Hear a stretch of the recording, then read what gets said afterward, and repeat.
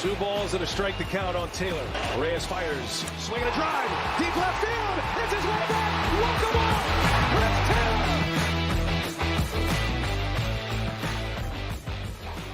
What's up, everyone? Welcome into DodgerHeads, presented by DodgerBlue.com. My name is Jeff Spiegel, joined today by Matt Moreno. And Matt, we've got some details on Daniel Hudson's contract with the Dodgers. Daniel Hudson, 35 in March, signed with the Dodgers just before the lockout. Probably got lost in the wash a little bit with all the Chris Taylor and Corey Seager news that came out. But here are the details. It's a one-year deal that will pay him $6 million this year with a club option for 2023.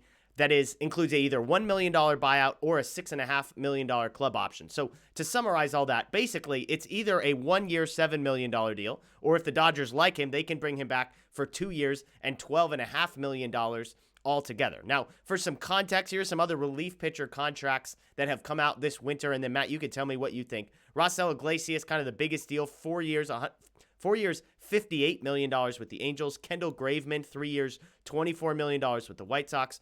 Corey Knebel, former Dodger, 1 year and $10 million with the Phillies. Hector Neris, 2 for $17 with the Astros. Melanson, 2 for $14 with the Diamondbacks. And Aaron Loup, 2 for $17 with the Angels. Matt, when you look at those numbers, when you look at Daniel Hudson, a guy who, by the way, I totally forgot even pitched for the Dodgers a few years ago. This is a reunion. But when you look at Hudson compared to some of those other numbers, how do you feel about this signing? I think it has a chance to be a pretty good bargain for the Dodgers. That being said, I probably would have just done Corey Knebel at the 1 year, $10 million. I think, I know he obviously had his lat strain and missed a lot of time in what turned out to be his only season with the Dodgers. But I like Knebel. I thought he was valuable. I thought he was kind of showing, why he was once an elite closer. That being said, the Dodgers obviously, I think outside of maybe Kenley Jansen, they weren't going to they're not going to stretch themselves, right, for a big-time relief pitcher. So Daniel Hudson is kind of a prototypical signing for an Andrew Friedman-led front office. Like you said, it is a reunion as well, so there is some familiarity there.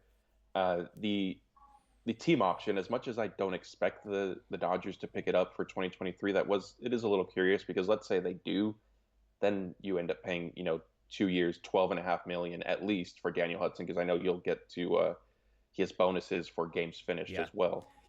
Then if it reaches that stage, then I'll really kind of question, like, should you have just re-signed Corey Knebel for the 1 year, $10 million? But I don't necessarily think there's a quote unquote wrong decision either way. I think some of that is kind of just preference. Yeah. As you mentioned, according to Spot Track, he has a $100,000 bonus for games finished at 30, 35, 40, 45, and 50. So he could earn $500,000 in incentives if he were to be the last pitcher recording the final out at least 30 times next season, which who knows? We'll see if many expect Blake Treinen to be the guy closing out games. But if Kenley Jansen is not back and Treinen stays in the role that he was in last year, which is kind of the fireman, and then Hudson maybe is the back end guy, it's interesting that you bring up Knebel because last season, Daniel Hudson was actually a more valuable player than Corey Knebel in wins above replacement. Now, the reason is because Corey Knebel was hurt. Now, you might say, well, Corey Knebel was better. His FIP, both of these guys had good FIPs. Corey Knebel was better than Daniel Hudson's. The problem was Knebel's injury history is extensive. We'll put it that way. And so I actually like the Daniel Hudson signing. I like that it's cheaper. On a 1 year deal, it's $3 million cheaper. And again, basically, you've got a $5.5 million club option, which if he pitches even reasonably well is a pretty decent deal for a guy that has been, pretty good. There are a lot of sort of sabermetrics, analytics, spin rate type guys that really like Daniel Hudson, the fastball velocity, the strikeout rate, that kind of a thing. It's really interesting. So let me get into the numbers a little bit. 3.31 ERA last year, 51.2 innings, a FIP of 3.21. Again, the 1.1 wins above replacement would have been the best mark on the Dodgers outside of Jansen and Treinen. The FIP would have been fifth behind Treinen, Jansen, Knebel, Kelly, and Jimmy Nelson. So sixth, Those guys all had a better FIP. But again, he pitched like twice as many innings at most of those guys. And so that's why his performance was better. His StatCast stuff is fascinating because dark blue is bad, dark red is good. He's got a bunch of both. So here's the bad. He is in the second percentile for barrel rate in all of baseball. So basically, nobody allows guys to barrel up the ball as much as Daniel Hudson. He's 13th percentile in hard hit percentage, 13th percentile in exit velocity. That is very bad, and very bad.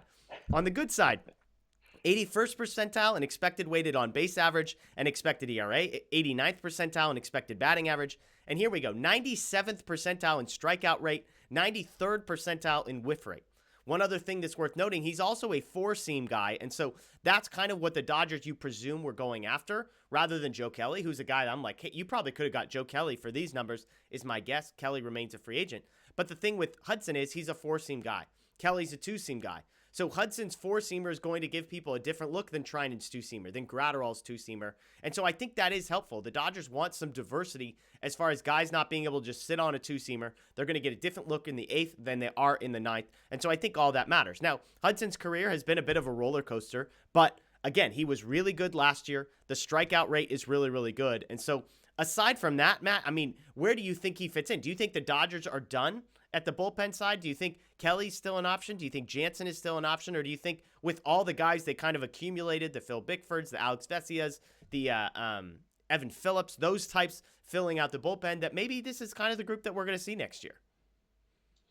Hey, I don't necessarily think they're done. I mean, I wouldn't bet on Kenley Jansen being re-signed, although, it was a little surprising that his market didn't, at least like we've alluded to earlier in other videos, didn't publicly shape up to be that strong before the lockout, because Kenley obviously had his struggles, but this past season he pitched pretty well.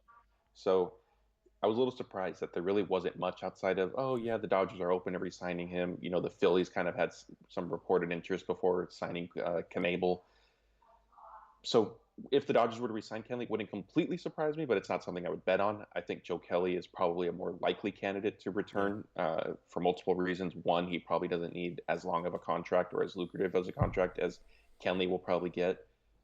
Two, I think Kelly enjoys sort of being, pitching close to home.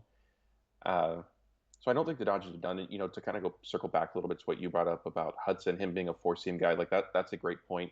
And I think some of the, maybe concerns with the hard hit percentage and the barrel percentage, the Dodgers have shown, they can take these pitchers and maybe it's just a matter of tweaking one minor thing, and that sort of, I don't want to say fixes them, but kind of addresses some of the issues that have plagued them in the past. And so it wouldn't surprise me if we see that again with Hudson. And again, it's fascinating because the whiff rate is so high and the hard hit percentage is so low that on one hand, you're like, well, the good news with the barrel rate is guys don't hit the ball very often against him. They hit it way less often against him. Now, the problem is when they do hit. So to your point, this is a trusting in, hey, he was really good last season.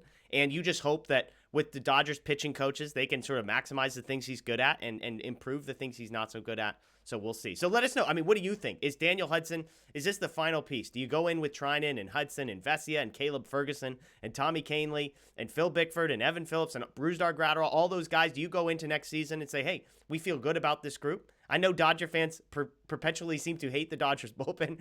It feels like they always are disappointed in them. I can say with confidence the Dodger fans would not be happy if this was a group they went into the regular season but my hot take is I think it's a pretty good group. I think it's deep. I think it gives you lots of options, and I think they even have depth outside of sort of the major league group there. So we'll see what happens. Let us know what you think below. That's Matt Moreno. My name's Jeff Spiegel. As always, check out DodgerBlue.com for the latest DodgerBlue 1958 on social media, and make sure you're subscribed and ring the notification bell here on YouTube as well. Happy holidays. Enjoy the rest of your day, and we will see you next time.